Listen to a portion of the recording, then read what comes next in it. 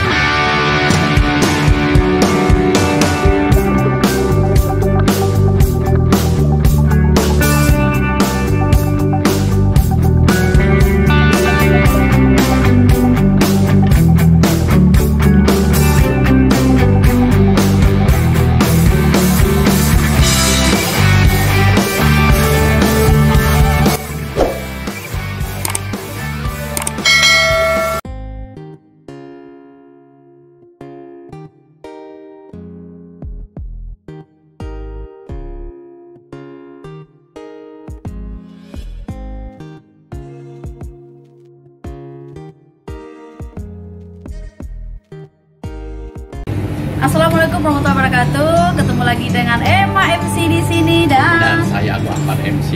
Tentunya masih di channel Emma Ilma. Baik, kali ini kami kembali berbagi tips untuk menjadi MC di acara pernikahannya. Iya, hari kembali ini SWS ya. Ya, di SWS kembali sesuai dengan request permintaan dari teman-teman MC pemula ya. Betul. Ya, karena kita tahu MC itu adalah kunci atau nyawanya suatu acara. Kenapa pentingnya? Betul. Iya, karena pentingnya MC itu dia akan mengendalikan acara, dia akan memandu alur ceritanya, semua MC yang akan mengatur sehingga akan tertata demikian bagus dan sebaliknya. Tips yang pertama kembali, seorang MC harus memiliki yang namanya percaya diri. Nah, percaya diri ini seperti apa nih? Kenapa MC harus memiliki percaya diri nih? Kepercayaan diri adalah modal yang sangat utama karena kita akan melaksanakan segala sesuatu dengan pede, Iya, dengan pede, penuh ya. wibawa, dengan penuh kemampuan dan segalanya menjadi mudah gitu. Beda kalau kita tidak percaya diri, kita akan grogi, takut salah dan sebagainya. Iya. Yang pasti jangan takut salah.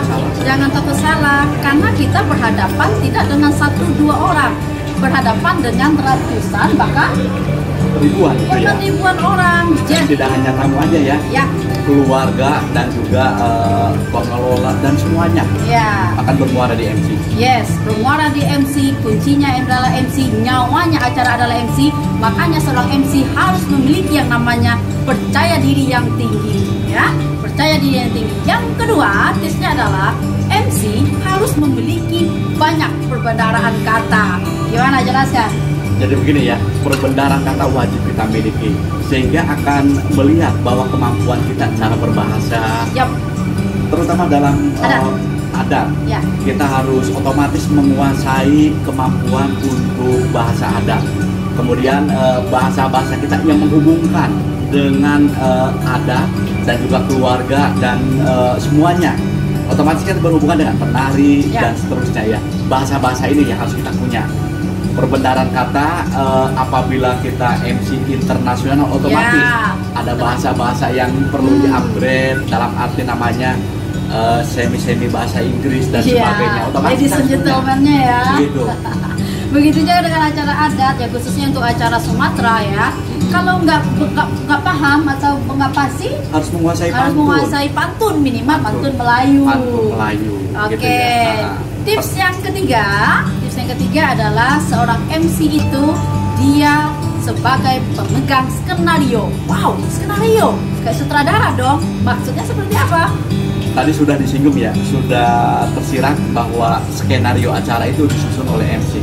Karena MC adalah nyawanya, sehingga kita yang mengatur ritme acara Menit ke menit. ke menit. Nah. Dan juga acara ini bahkan bila terjadi sesuatu fleksibilitas itu harus kita atur, entah Ya. itu bahasa, entah itu acara, semua kita kondisikan. Jadi bahasa simpelnya timekeeper-nya lah ya. Timekeeper-nya, Oke, jam 9:05, jam 10, 9:10. Oke ya, jadi di menit. Akhirnya acara itu tertata dengan baik, dengan rapi dan teratur.